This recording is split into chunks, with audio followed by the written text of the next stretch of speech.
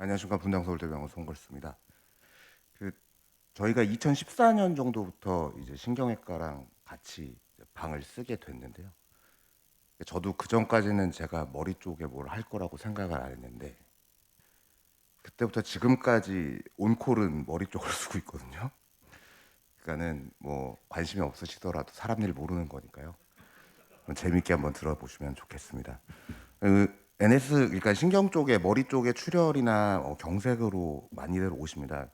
뉴로 인터벤션 긴급하게 하는 거는 주로 두 가지 정도. 그러니까 머리에서 피 나는 거, 혈관이 막힌 거 이렇게 두 가지 정도로 주로 하게 되는데요. 피 나는 거를 먼저 좀 설명을 해주시면 보통 인터벤션은 듀라 아래쪽에 있는 구조물에서의 출혈들을 치료를 하게 됩니다. ICH는 말 그대로 내 실질 안에서 피가 나는 걸 얘기하고요. SAH는 지주막, 그러니까 뭐 거미막 뭐 이렇게 얘기하는데 서브아크로닉 스페이스에서 나오는 출혈들을 치료해 주는 거를 얘기를 합니다.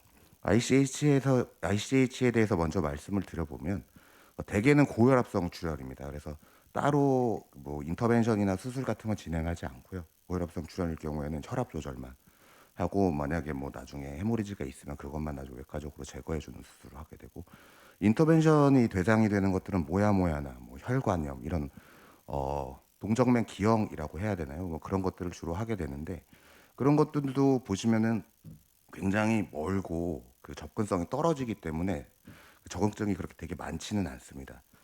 그래서 적응증이 된다면 비교적 접근이 용이하고 치료가 가능하다면 이런 히스토아크릴이라는 일종의 순간 접착제라고 생각하시면 되는데 요거를 리피오돌이라는 그 조영제랑 섞어서 마이크로 카테타를 이용해서 이제 색전을 해주는데 보통 이제 이 농도에 따라서 진짜 순간 접착제처럼 확 붙어버리는 경우가 있거든요. 그래서 그런 경우를 대비해서 이렇게 디타치가 되는 마이크로 카테타를 사용하기도 합니다. 케이스 저 저병원 케이스 하나 갖고 와봤는데 보시면은 어디가 슈도에뉴리즘이 있는지 파악이 잘 안 되잖아요. 굉장히 멀리 있거든요. 보시면 여기가 이제 슈도에뉴리즘이 있는 건데 이제 요걸 치료하려면 여기를 이제 따라서 올라가줘야 되는 거예요. 굉장히 쉽지 않죠. 그러니까 적응증이 이렇게 많지는 않습니다. 그래서 선택이 됐다면 아까 말씀드렸다시피 히스토아크릴과 리피오도를 섞어서 셀렉션해서 살살 부어주고 마치면은 이제 ICH는 인터벤션이 끝나게 되는 겁니다. 다음 말씀드린 건 SAH 인터벤션인데 말 그대로 서브아라크노이드 스페이스 안에 출혈이 생겨서 뇌를 압박하는 경우가 됩니다. 대개의 경우는 애뉴리즘이 터지는 경우가 되게 대부분이고요. 애뉴리즘은 모든 혈관에 다 생기는 건 아니고 위치마다 좀 호발하는 부위들이 있습니다. 자세히 보시면 ICA가 굉장히 많고요. ICA는 여기서부터 여기까지. 그러니까 ACA와 MCA 바이퍼케이션 전까지를 그냥 보통 ICA, 인트라크레니알에 있는 ICA라고 보시면 되고 ICA가 30% 가장 많고 그다음에 MCA는 주로 그 M 여기 이 약간 수평한 부분을 MCA M1 부분이라고 얘기하는데 여기 생기는 경우는 잘 없고요. 보통 이쪽쯤에 잘 생기고 ACA 쪽에 많이 생기고 그리고 그다음 그 뒤로 뭐 바질 뒤통수 쪽으로 넘어가는 혈관들이 호발하고 있습니다. 이 애뉴리즘은 그 어쨌든 터지면 안 돼, 안 터지면 안 해도 되는데 결국은 터지기 때문에 저희가 치료를 해주는 건데 애뉴리즘 크기나 위치에 따라서 연간 위험도가 조금 달라집니다. 그래서 7mm가 안 되는 경우에는 연간 1%씩, 7mm가 넘어가는 경우에는 거의 한 60% 이상 증가하게 되고요. 위치에 따라서 MCA가 가장 위험하고 그다음에 A컴, 그다음에 ICA, P컴 뭐 이렇게 넘어가는데 뭐 7mm가 안 된다고 해서 무조건 치료를 하지는 않는 건 아니고요. 그 애뉴리즘의 모양이나 뭐 환자 성향에 따라서 그보다 작더라도 치료를 하는 경우도 있습니다. 이걸 치료해 주는 이유는 뭐 길게 써놨는데 보통 그 선생님들이 얘기하시는 거는 3분의 1 정도는 병원 오시기 전에 돌아가시고요.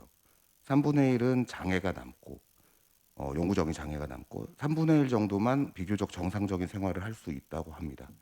그리고 첫 출혈을 했을 때 환자가 완전히 안 좋은 상황이다 그러면 예후가 안 좋은 경우가 많고요.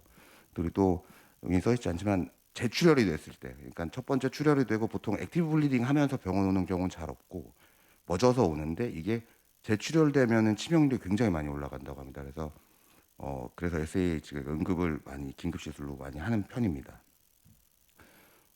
디바이스, 그러니까 시술하기 위한 디바이스들 간단하게 말씀드리면 가이딩 카테터는 저희랑 똑같은 비슷한 가이딩 카테터를 사용하는데 보통은 요 45도 커브짜리를 많이 사용하고요. 인터벤션 ICA 같은 경우에는 보통 7프렌치짜리 많이 사용하고 있습니다.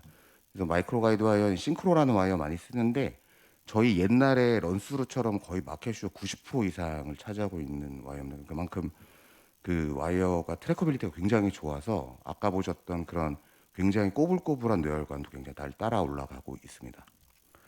그 다음에 이제 코일을 보통 코일 색전을 많이 하기 때문에 코일을 이제 마이크로 카테터로 전달을 해야 되는데 마이크로 카테터를 뭐 프리쉐이브로 그러니까 애뉴리즘과 혈관 모양에 맞춰서 나오는 그런 제품들도 있지만 이런 스트레이트 마이크로 카테터에 이런 얇은 철사를 넣어서 스팀 쉐입을 해서 매뉴얼로 이렇게 해서 하는 경우도 많이 있습니다. 또 ICA 같은 경우에 이렇게 많이 하고 있습니다.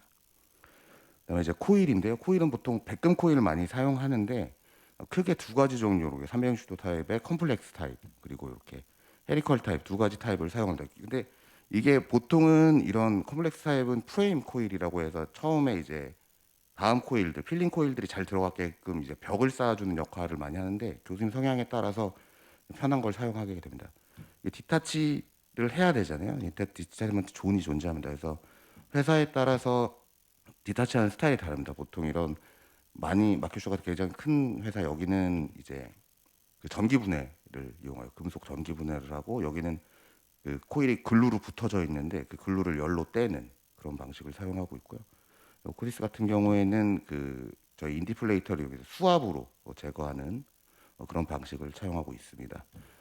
방금 말씀드렸던 코일 방식을 간단하게만 말씀드리면 프레임 코일을 짜고 그 안에 프레임 코일 안쪽으로 필링 코일을 채운 다음에 마지막에 피니싱 코일을 하고 나오는 그렇게 생각하시면 될 것 같습니다.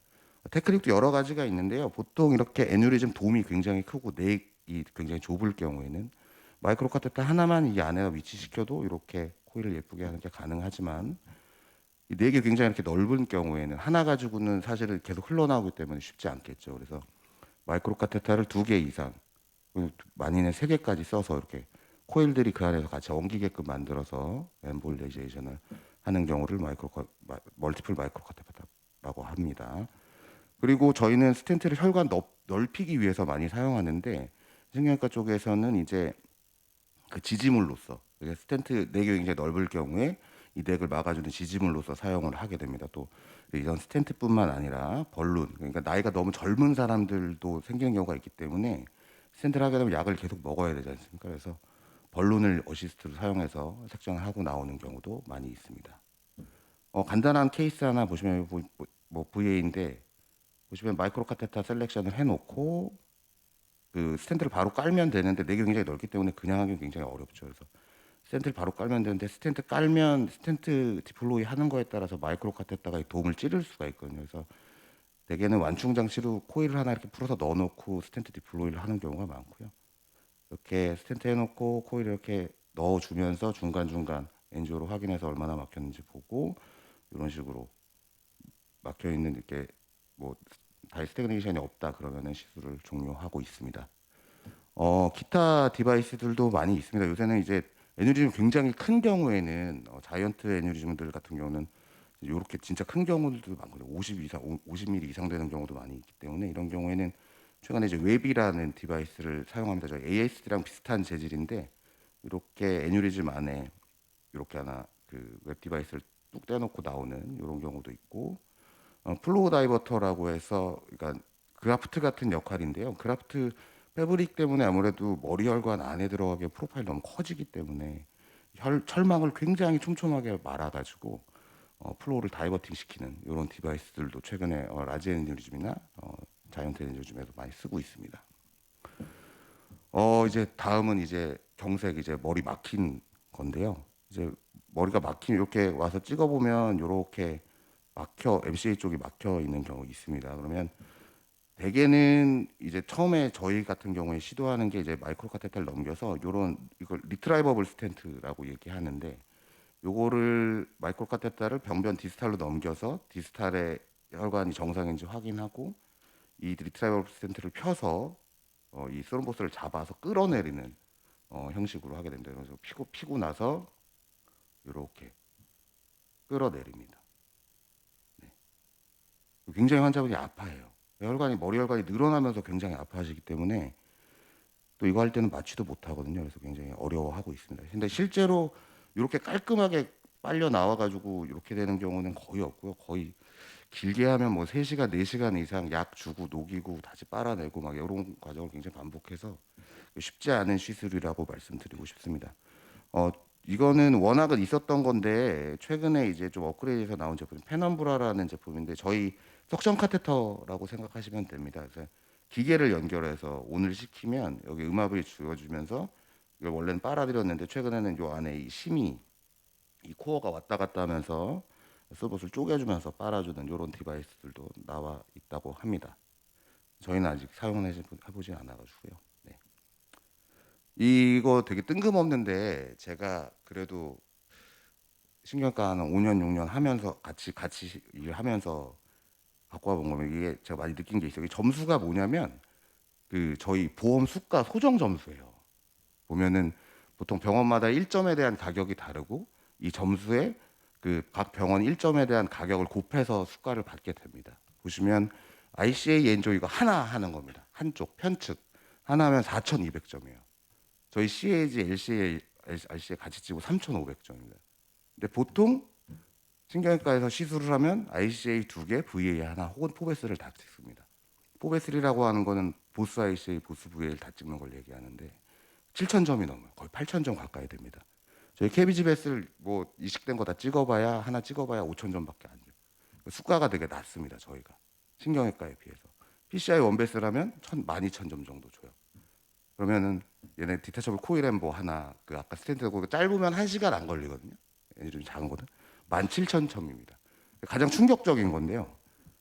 타비는 그렇게 저희가 공을 많이 들이고 열심히 하고 있지만 6,000점도 안 돼요.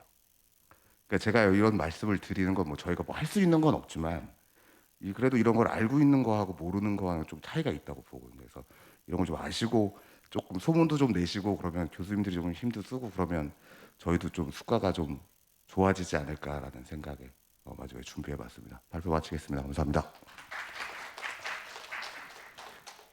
네, 쌤 발표 감사합니다. 질문이나 코멘트 있으시면 부탁드릴게요. 오디언스에서도. 네, 백성일 쌤님. 네, 세브란스 병원 백성일입니다.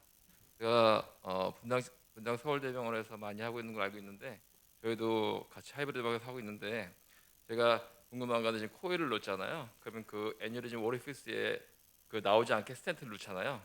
그럼 스텐트 어느 정도의 사이즈였을 때 스텐트를 넣는 기준이 있는지 하고 그 스텐트를 넣었을 때 우리가 보면 ISR도 오잖아요. 가끔씩 코로나 때는 그때 ISR 왔을 때 어떻게 조치를 취하는지 한번 물어봐도 될까요?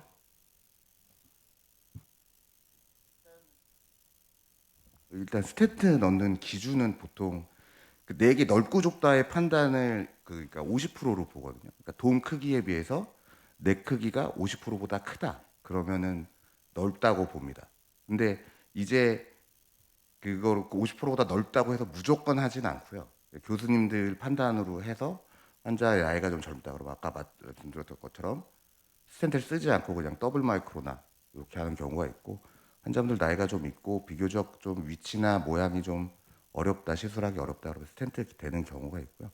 그러니까 저희가 그 스텐트 ISR 같은 경우에는 저는 아직은 그 코일엠보 하고서 스텐트 ISR 온 걸 본 적은 없는데 스탠드로는 일단 약도 잘 드시고 스트럿이 그 코로나리 그런 스트럿처럼 두껍지가 굉장히 얇습니다. 보시면 마커만 겨우 보일 정도로 굉장히 얇고 마이크로 카테타 요즘 나오는 그 뭐야 그 유로용 스텐트들은 014 마이크로 카테타 안에 들어가거든요.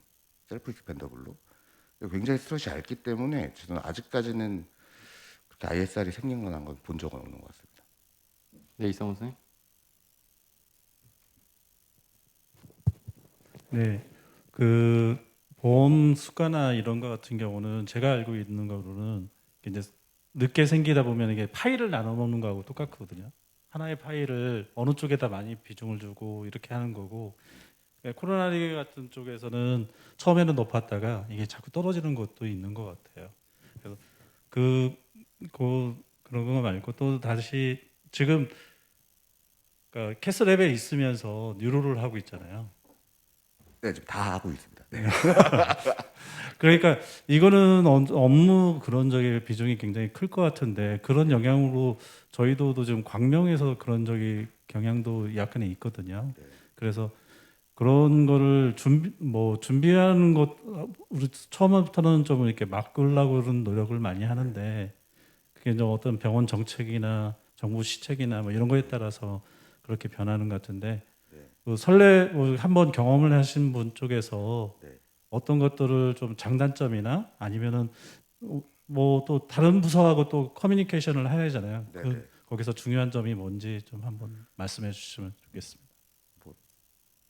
솔직하게 개인적으로 약간 밖에서 만났다고 생각하고 말씀드리면 안 하는 게 좋은 것 같습니다. 왜냐면 이게 저희가 뭐 캣밥 인원은 한정돼 있고 과가 하나 더 들어온다는 거는 이게 왜냐면은 뭐 우리는 정규 검사만 할게 이렇게 할 수 있는 게 아니거든요. 정규 검사만 할게도 조금 그런데 응급을 하게 되면 응급을 결국은 반으로 나눠야 됩니다. 그러니까 한 조 가지고 뭐 백조를 운영하고 이렇게 해서 할 수 있는 수준이 아니에요. 생각보다 굉장히 응급조도 많이 들어오고 응급 환자들도 생각보다 굉장히 많습니다. 특히 IA 환자들 같은 경우에는 빨리 해줘야 되기 때문에 굉장히 그 직원 운용에 있어서 굉장히 빡빡해집니다. 반면에 같은 방에서 같은 시술을 같은 방에서 그 탁구하고 같이 한다는 거는 이제 저희가 사실 CH 하다가도 환자 갑자기 막 머리 아프다 그러고 막 이런 경우 있잖아요. 그럴 때 바로 팔로우업이 된다는 거. 네. 그럴 때 좋습니다. 근데 그런 경우에 이제 신경외과 시술은 신경외과 수술가가 더 비싸기 때문에 거기를 100%로 받게 되는 상황이 되는 겁니다. 네. 한 1, 2분 남아 있는데요. 선생님 그러면 몸은 NS에 있고 마음은 카디오에 있는 그런 상황인데 지금 제가 이게 완전히 예를 들어서 네네네. 뭐 지금 파이프라인이나 이 플로우 다이버트 같은 거 하시잖아요. 네네. 그러면 저희도 3베 쓸 때 뭐 캐비지 넘겼을 때가 원활할 네네. 때가 있고 이런데 네네. 클립으로 넘어가거나 또는 뭐 파이프라인을 쓰거나 네네. 스텐 코일로 할 때 어떻게 그거를 NGO를 하고 나서 어떻게 결정하시는지. 저희 교수님들 같은 경우 일반적으로는 그 클립이 용이한 위치가 있고 코일이 용이한 위치가 있습니다. 그러니까 ACA나 MCA 옆으로 가는 경우는 그 혈관들이 그 뇌고랑 사이로 지나가기 때문에 조금만 열어도 뇌고랑을 젖히면 거기서 혈관이 지나가는 게 보이기 때문에 길게 클립을 댈 수가 있는데 이 ICA 그러니까는 머리 안쪽에 그러니까 저희 뇌실 아래쪽에 혈관이 이렇게 지나가기 때문에 그쪽에 이제 뭔가를 하려면은 뇌실지를 뚫고 들어가야 되는 상황이거든요. 그런 경우는 주로 코일을 많이 하고 있습니다. 네, 선생님 시간이 됐어요. 예, 이렇게. 네, 선생님 짧게 부탁드리겠습니다. 저희 강남한산병원 박승철인데요. 저희는 유로 코일 스테노시스 오면 DB 벌룬 사용해도 됩니다. 그래서 M1이나 M2 같은데 DB 벌룬 저희는 사용하고 있고요. 코일도 만약에 거기서 스텐트 코일 엠블리제이션 한 다음에 DB하면 프리 발론을 해주시고 DB 해주시는 걸로 알고 있습니다. 보험 수가 되는 걸로 알고 있습니다. 네, 선생님 코멘트 감사드립니다. 이 세 번째 세션은 예, 신용학 선생님께 부탁드리겠습니다. 발표 감사합니다, 선생님.